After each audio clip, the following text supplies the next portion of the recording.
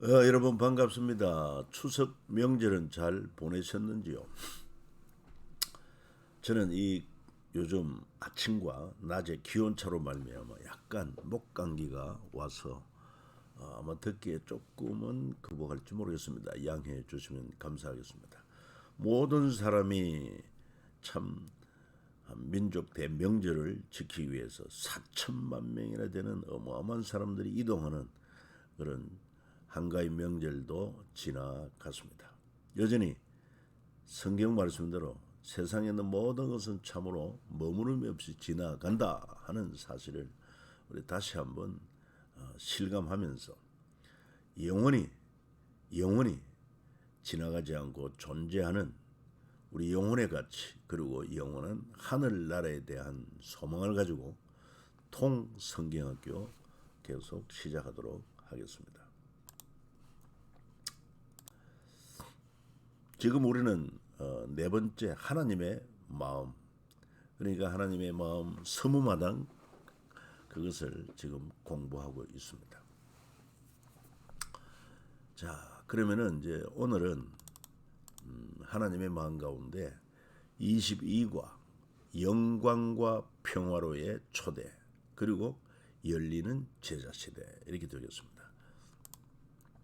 여러분 알다시피 이제 신약에 와서 보면 기쁨 위한 탄생, 한 영혼 사랑, 용서를 향한 열정, 영광과 평화로의 초대, 열리는 제자 시대, 경계를 넘어선 복음의 확장, 준비된 멸류관, 남겨진 부탁, 선한 싸움을 위한 편지, 미리 받은 승리의 노래. 오늘 내일 걸쳐서 이 과정이 마무리될 것 같습니다. 먼저 영광과 평화로의 초대할 때 이 말씀은 무슨 말씀인가? 사망 권세 이기고 부활하신 주를 믿는 자들을 영광과 평화의 나라로 초대하시는 하나님의 기쁨을 우리가 마음에 새겨야 될 것입니다. 특별히 예수님이 우리의 구주로 이 땅에 오셨습니다. 하나님의 작정과 또 섭리대로 때가 됨에 여자의 몸을 통해서 이 땅에 오셨지만 그러나 정녕 하나님을 경외하고 섬긴다고 하는 대제사장 장로 서기관 율법사 이런 자들은 메시아로 오신 예수 그리스도에 대해서 오히려 대적하고 그리고 또한 믿는 자들을 핍박하는 그런 하나님을 대적하는 세력이 되고 말았습니다.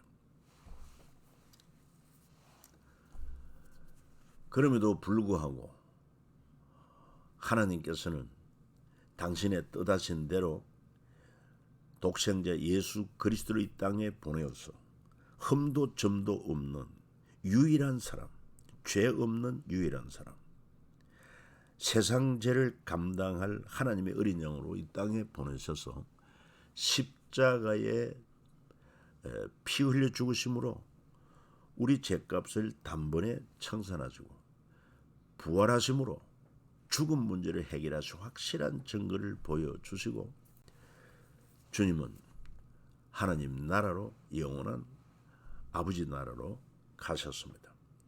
이처럼 복음이라고 하는 것은 예수 그리스도의 십자가로 우리의 죄가 청산되었다는 것과 또한 그의 부활하심으로 말미암아 죽어도 다시 산다고 하는 이것이 복음의 핵심인 것입니다. 이 복음을 듣고 믿는 자들을 영원한 영광과 완전한 평화의 나라로 초대하시는 하나님의 기쁨이 바로 영광과 평화의 초대 여기에 잘 나타나 있는 것을 알 수가 있습니다.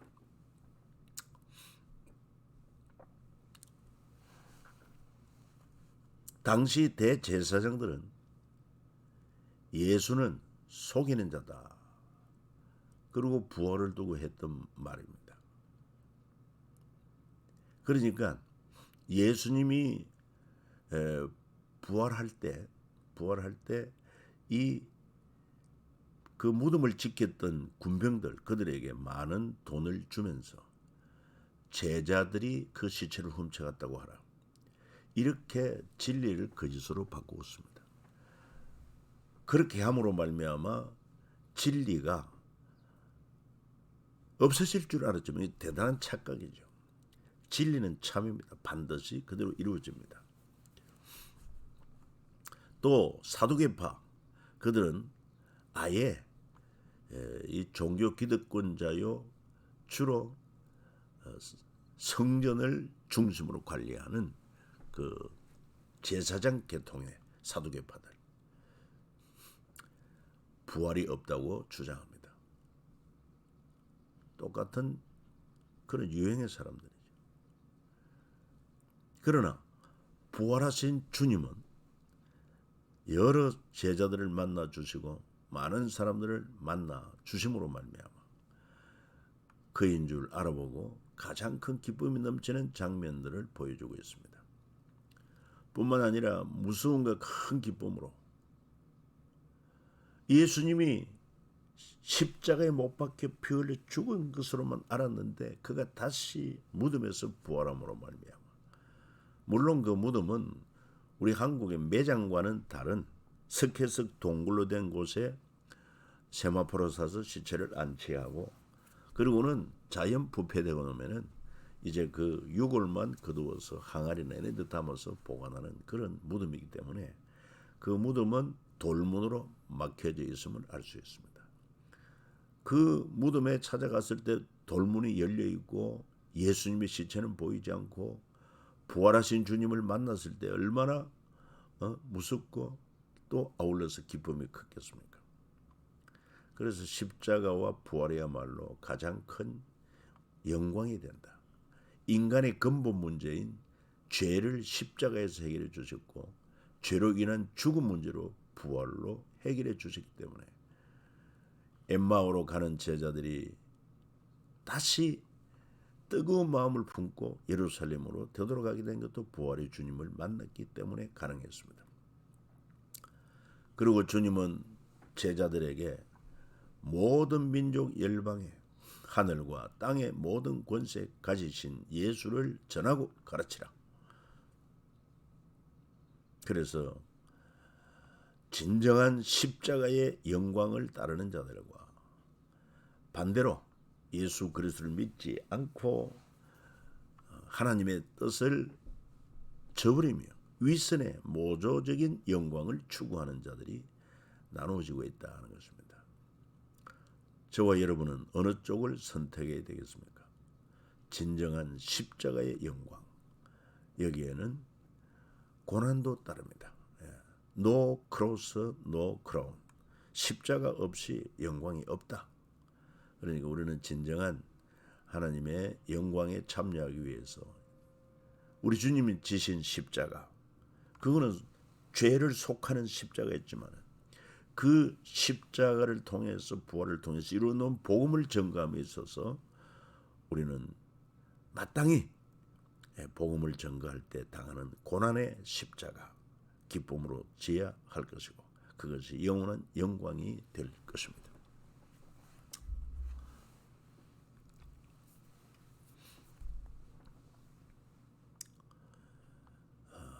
이 말씀은 부활의 주님을 만나고 저들이 무서워할 때 주님은 무서워 말라. 가서 내 형제들에게 갈릴리로 가라. 거기서 나를 보리라 하시니라. 이렇게 말씀을 하시고 부활의 주님이 저들을 만나 주신 것입니다. 또 뿐만 아니라 엠마오로 내려가던 두 제자에게도 주님께서 그들을 만나 주심으로 눈이 밝아짐에 성경을 풀어주실 때 우리 속에 마음이 뜨겁지 아니하더냐 이래서 다시 예루살렘으로 올라가서 복음의 정인의 역할을 감당했던 것을 알 수 있습니다.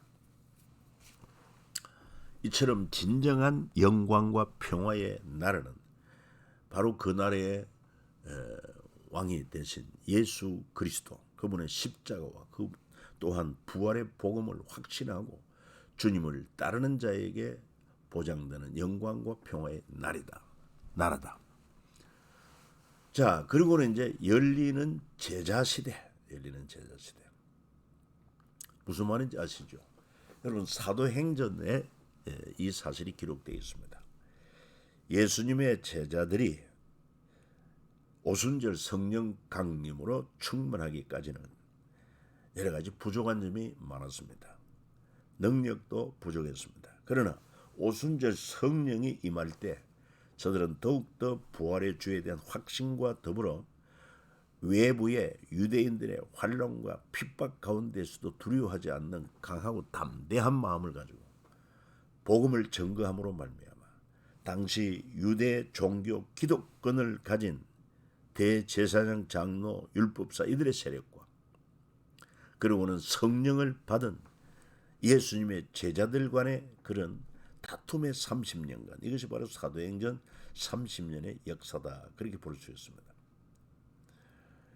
그리고 또한 유대인들은 사내들인 공회를 통해서 아주 합법적으로 예수님의 제자들을 핍박하지만, 그러나 제자들은 성령의 지혜와 권능을 힘입어서 그들의 박해에 굴하지 아니하고 담대히 복음을 전함으로 말미암아 예루살렘 공회를 또한 조직하고 바로 초대교회 최고의 총회 기관으로서 예루살렘 공회가 이루어진 것도 알 수가 있습니다. 예수님의 제자들이 그랬어요. 천국에 누가 큰 자인가?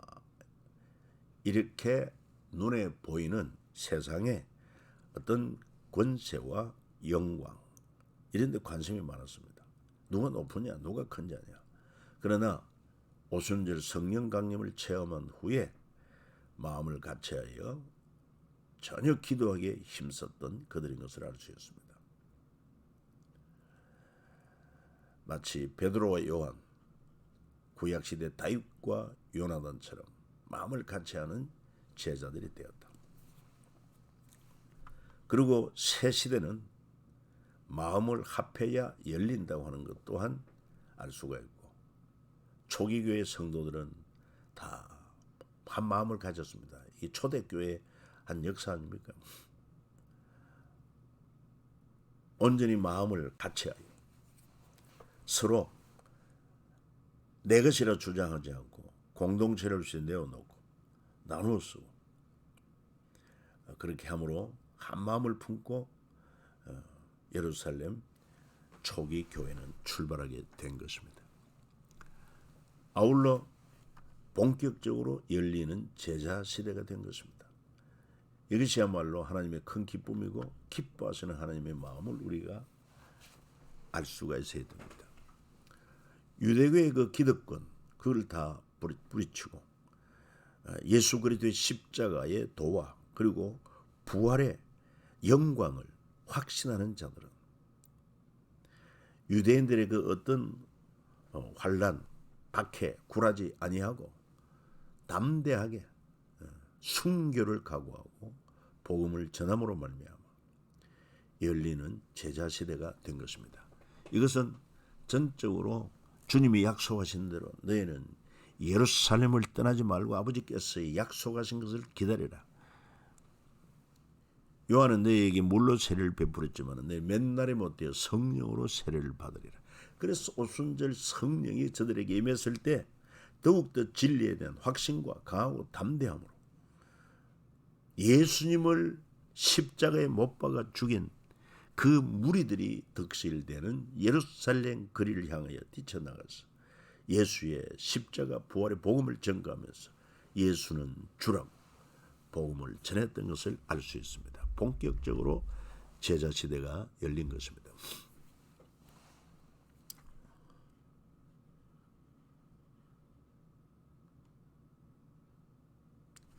성령의 역사가 얼마나 중요한지 그 사실을 우리가 알 수 있어요.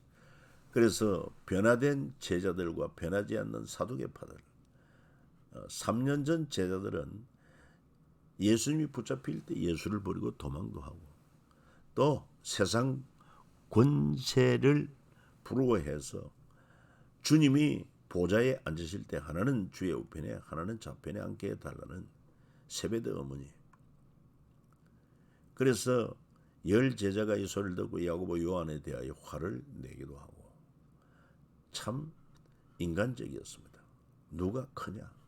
그러나 성령 받음으로 말미암아 제자들은 변화되고 그들이 베드로와 요한이 담대하게 말함을 보고 그들을 본래 학문 없는 범인으로 알았다가 이상히 여기고 제9시 기도 시간에도 베드로 요한이 성전에 올라가서 기도하는 이러한 거룩한 사람으로 변화된 것을 알 수가 있습니다.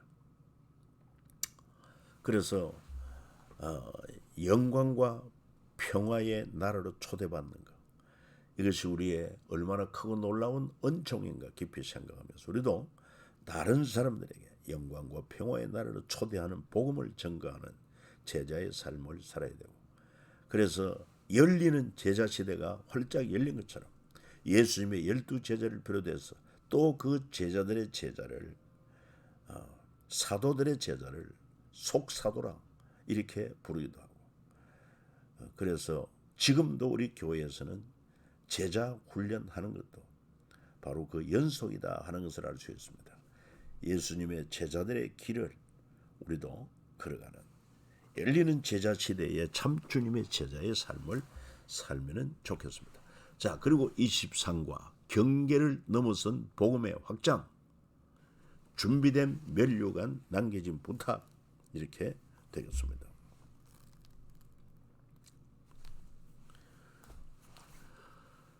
자, 경계를 넘어선 복음의 확장이 뭐겠습니까? 유대인들은요, 자기들만 하나님께 부름받은 선민이라고 생각을 했고 그 외에 이방인들은 다 죄인 취급했습니다. 지옥의 땔감나무로까지도 표현을 했습니다. 여러분, 유대인들 알지 않습니까? 사마리아 사람 다 한때 이스라엘의 지경이었지만은 북이스라엘이 망하면서 아수르에서 혼합 정책을 펴므로 말미암아 이방 남자들을 이스라엘 여자들과 결혼시키고 그 남자들은 또 아수르 제국에 흩어버리고, 그래서 북쪽 이스라엘 사마리아는 혼혈족이 되어버리고 말았습니다. 그래서 유대인들은 그 혼혈족을 대할 때 전혀 동족으로 생각하지 않습니다. 완전히 이방인이고 아주 상종 못할 죄인으로 여기고 그 땅을 밟지 않는 그런 자들 아니었습니까? 그렇지만은 이제 성령이 임하고 성령 받은 제자들이 복음을 전가함으로 말미암아 저들은 유대인이라는 이 경계를 넘었습니다. 그리고 선민이라는 경계를 넘었습니다.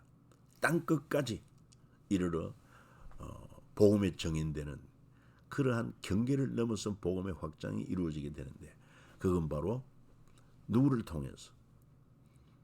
하나님은 사도 바울을 통해서 이방인들에게 복음을 전하기 위하여 택한 나의 그릇이다, 이렇게 말씀한 것을 알 수가 있습니다. 그래서 이 사도 바울이 복음을 받고 그리고 성령을 받고 이 소아시아와 유럽의 일대까지 1차, 2차, 3차 선교를 하지 않습니까? 1차 선교를 할 때 많은 이방인들이 복음을 듣고 예수를 믿습니다. 그러나 아울러서 한편 유대인들 중에는 진정한 구원은 복음 듣고 예수 믿는 것만 가지고서는 안 되고 우리처럼 율법을 지키고 할례를 받아야 한다, 이렇게 이야기하는 자들이 있었습니다. 그래서 바울이 1차 선교여행을 마치고 안디옥 교회로 돌아왔을 때 이 문제로 조금 논란이 일어납니다. 유대인들과 충돌이 일어납니다. 그래서 예루살렘 공회가 사도들, 장로들 함께 모여서 이 문제를 결정하게 됩니다. 그래서 최종 결정, 그 당시 예루살렘 공의회 회장은 예수님의 동생 야고보가 의장으로서 먼저 베드로가 이방인들에게 고넬료 집에 가서 이방인들이 복음을 전가할 때 성령이 임하고 저들이 방언을 하고 그리고 또한 세례 받은 것을 증언하고, 그리고 바울의 또 선교 여행 보고를 받고, 이렇게 함으로 말미암아 최종 결론은 이방인들의 마음을 괴롭게 하거나 흔들지 말아라. 그래서 유대인들은 세리, 창기 이를 이방인 동일하게 취급했지만은 이제 복음 안에서는 경계가 무너졌습니다. 경계가 무너지고 복음은 모든 계층으로, 모든 족속으로 확장된 것을 알 수 있어요. 그래서 바울이 1차 전도의 후 2000년 된 할례 종지부를 찍고 사명을 위한 경계를 넘어서고 모든 민족과 한민족, 바로 하나님께서 이 유다 민족을 택한 것은 사실 모든 민족 구원을 위한 그런 선택이었죠. 아브라함, 모세, 솔로몬, 예수님, 바울, 사실 모두가 다 따지고 보면은 모든 민족을 위한, 그래서 하나님께서는 이스라엘을 택하시고 바로 이 사명을 주신 것을 알 수 있어요. 제사장 나라, 하나님 나라. 사도 바울은 말합니다. 그리스도의 사랑에서 끊을 수 없다고 선언하고 있습니다. 그리고 마음에 그치지 않는 고통을 말하는데 그 고통은 동족들이 예수님 십자가 부활의 복음을 배척하는 것을 너무나도 안타깝게 여기고 동족들이 구원받기를 간절히 소망했던 것을 알 수가 있습니다.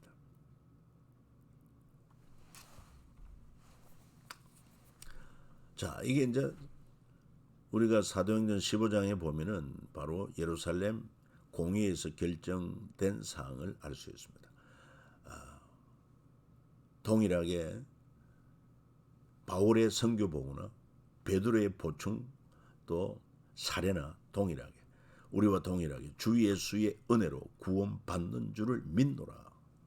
이렇게 되니까 결론은 그러므로 내 의견은 이방인 중에서 하나님께로 돌아오는 자들을 괴롭게 하지 말고 그 편에 편지를 붙여 이르시되 사도와 장로된 형제들은 안디옥 수리아 길리기아에 있는 이방인 형제들에게 문안하노라. 들은즉 우리 가운데 어떤 사람들이 우리의 지시도 없이 나가서 말로 너희를 괴롭게 하고 마음을 혼란하게 한다 하기로 우리가 예루살렘 공의에서 이와 같이 결정하게 되었노라. 그렇게 말하면서요, 최종 결의 사항을 선포하고 있는 것을 볼 수가 있습니다.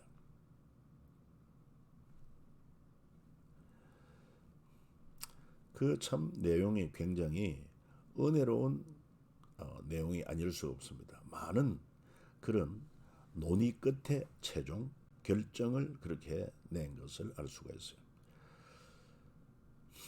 그 여러분들이 직접 한번 사도행전 15장을 찾아서 읽어보면 좋겠습니다.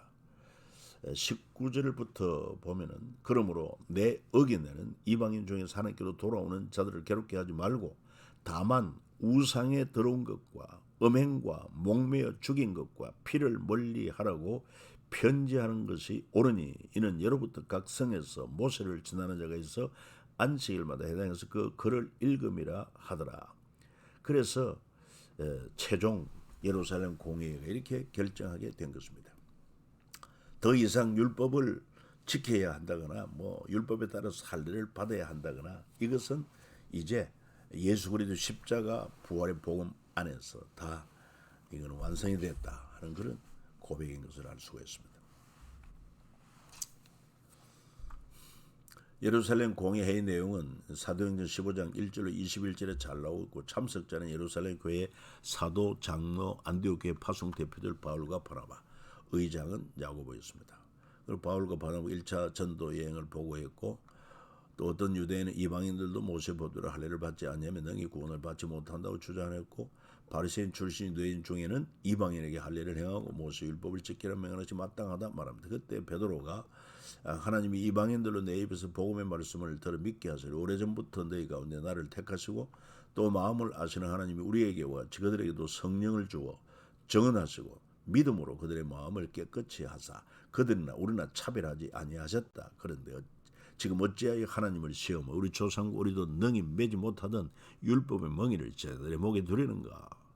그때 바울과 바나바 하나님께서 이번 전도여행 중에 많은 이방인의 표적과 기사를 행하시다 증거하고 야고보가 결정합니다. 하나님이 처음으로 이방인 중에 자기 이름을 위할 백성을 지어 그들을 돌보신 것을 베드로가 말했으니 선지자들의 말씀이 이와 일치하도다. 그래서 최종 결정을 내린 것을 알 수 있습니다.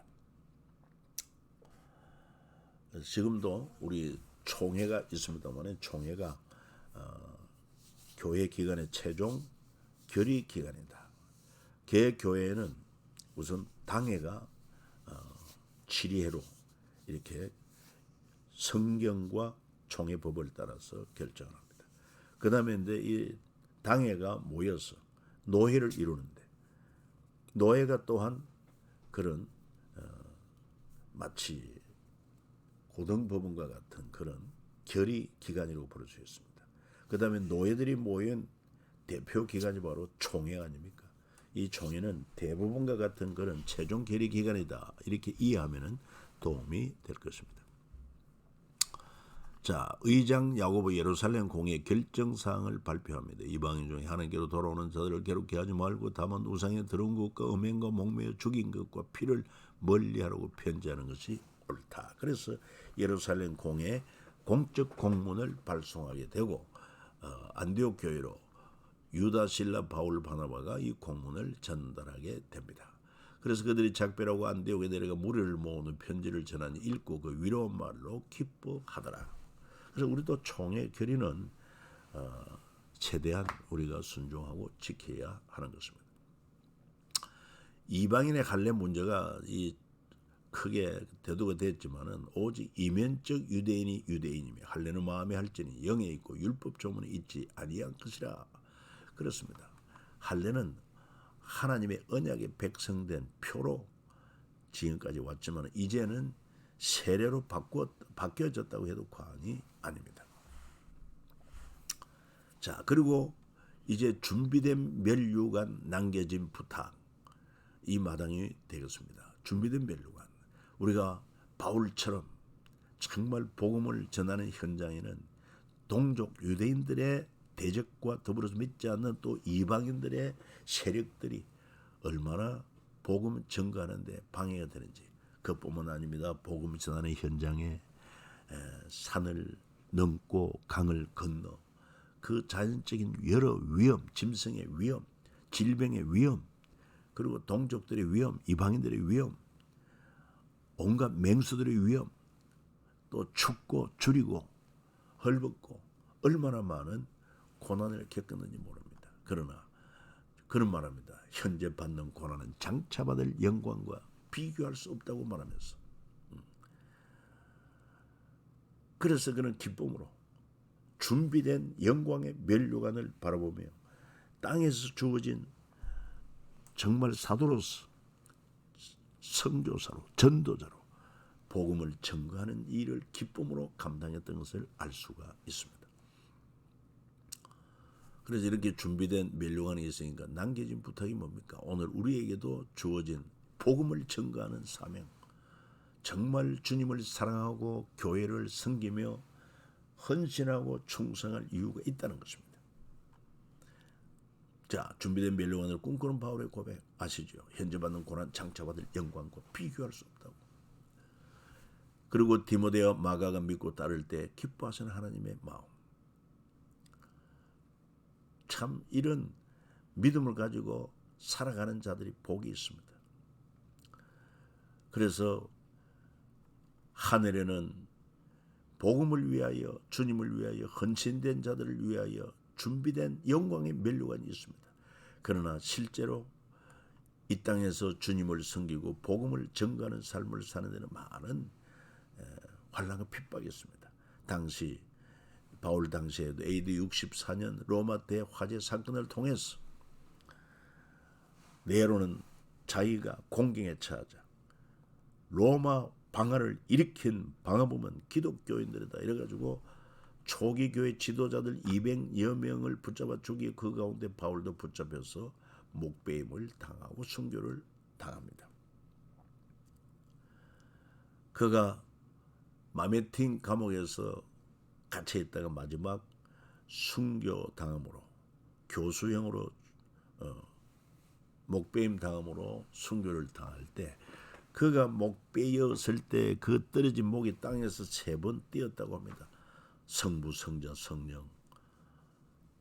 아니면은 그 목이 3번 띄어진 곳마다 샘이 솟았다고 해가지고 지금도 로마에 가면은 그런 현장을 방문할 수가 있습니다. 그리고 또 자기를 죽이려고 하는 유대인들 세력, 바울을 죽이기 전에는 먹지도 않고 마시지도 않겠다. 이 결의한 자들이 40여 명이나 된다고 하지 않습니까? 이런 자들 때문에 그래도 바울이 로마 시민권을 가진 줄 알았기 때문에 470명의 군인 경호를 통해 과격한 유대인들로부터 로마 시민 바울을 보호했다가 바울을 결국은 죽이게 됩니다. 예. 아무리 로마 시민권을 가졌다 할지라도 그는 기독교 지도자이기 때문에 죽임을 당하게 되고 공공의 적이 달라졌습니다. 유대인 방해에서 이제 로마 제국의 박해로 바뀌어지게 된 것을 알 수 있습니다. 그래서 주후 64년 로마 대화재 사건 이후로 네로의 박해로부터 시작해서 주후 313년 콘스탄틴 대제가 이 기독교를 공인할 때까지 약 250년 동안 10대 황제에 걸쳐서 얼마나 무지막지한 박해를 받았는지 모릅니다. 환난과 핍박. 그러나 그것이 다 하늘나라에서는 영광의 면류관이 된다는 것입니다. 남겨진 부탁이 뭡니까? 견고한 터는 섰다. 마음을 굳건히 하라.